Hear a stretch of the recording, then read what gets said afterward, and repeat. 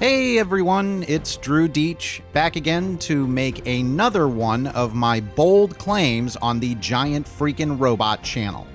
This is one that I think a lot of you might actually agree with for once. We'll see how that shapes up in the comments after I say this. Batman the Animated Series is the best iteration of the character in any artistic medium. Whether it's comics, movies, television, radio, you name it, Batman the Animated Series comes out on top.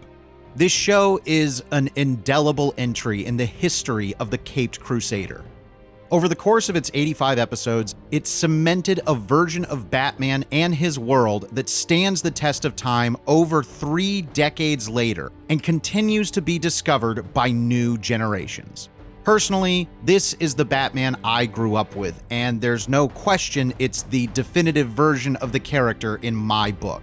There are plenty of good and outright great episodes of Batman the Animated Series, and an episode that stands out and above the pack as one of the best has got to be his Silicon Soul, a story that spun out of a previous 2-parter that gave Batman the Animated Series a sci-fi story unlike anything else in the series. The story of his Silicon Soul actually starts in the 2-part episode Heart of Steel. An evil artificial intelligence, is there any other kind, named Hardak, holographic, analytical, reciprocating digital android computer, begins creating androids called duplicants to replace human beings, in a nod to replicants from Blade Runner. I'm Rachel. Deckard. Naturally, Batman defeats Hardak and its army of duplicants to save the day, which means destroying a bunch of robots in really cool and surprisingly violent ways. Yeah, crush that robot!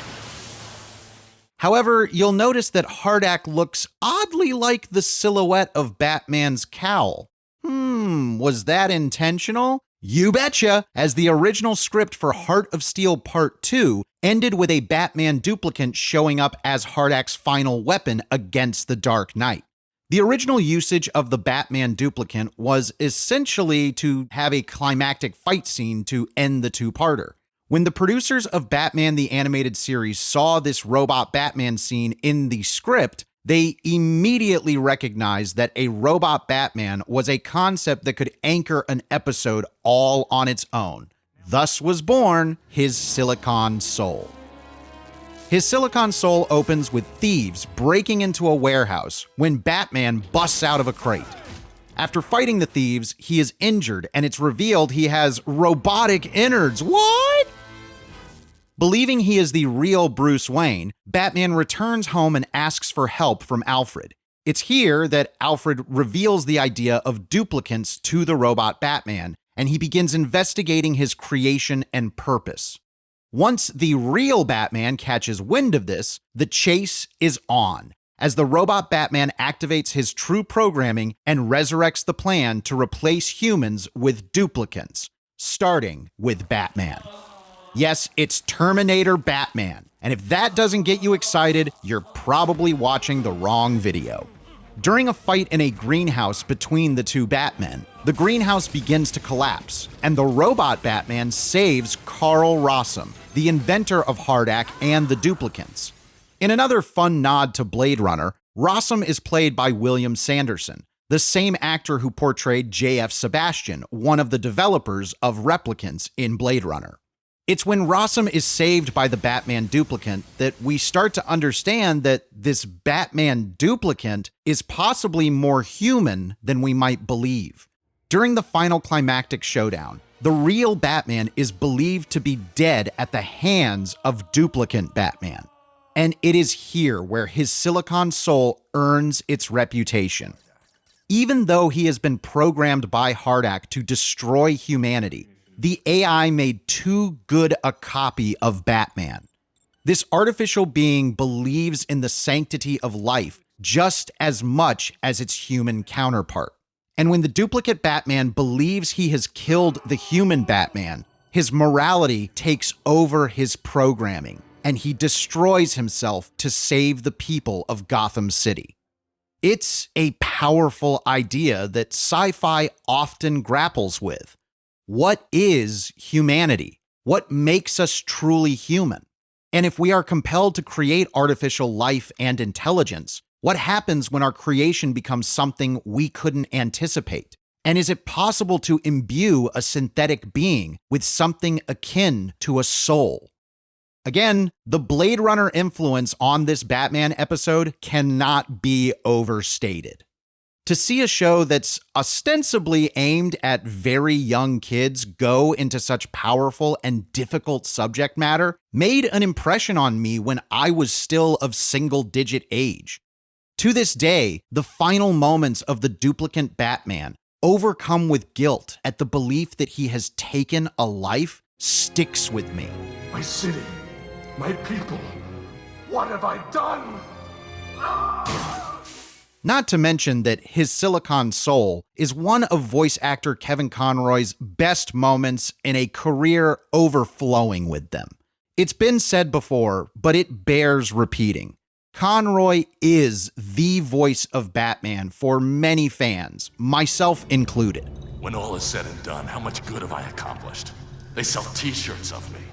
I've become a cliche, more good for the tourist trade than the streets. Granted, his use in other projects over the years didn't necessarily utilize him at his best. Ugh, holy. It's not so bad. Smells like discipline. But I'm more than willing to argue that his work in Batman the Animated Series is still some of his greatest as the character. And his role as the duplicate Batman in his Silicon Soul will always be one of my favorites. The idea that Batman the Animated Series was willing to make an episode like his Silicon Soul showcases the incredible depth and variety of stories that the show was able to tell within the framework of cartoon Batman adventures. To get a legitimate sci-fi tragedy in the midst of classic comic book crime tales is such a welcome treat. I'd recommend watching both parts of Heart of Steel and his Silicon Soul, as they end up making a concise little trilogy. But as much as I love all of the robot carnage in Heart of Steel, it's his Silicon Soul that stands as one of the best Batman sci-fi stories of all time. If you couldn't tell, I love Batman the Animated Series to an unhealthy degree, and I would love to make more videos about it on this channel.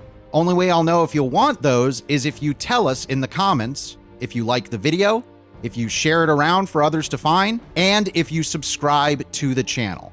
Seriously, I have a huge video on this show that I would love to do, but it ain't gonna happen unless this video does well. So here's hoping I can bear more of my Batman soul in the future here on Giant Freakin' Robot.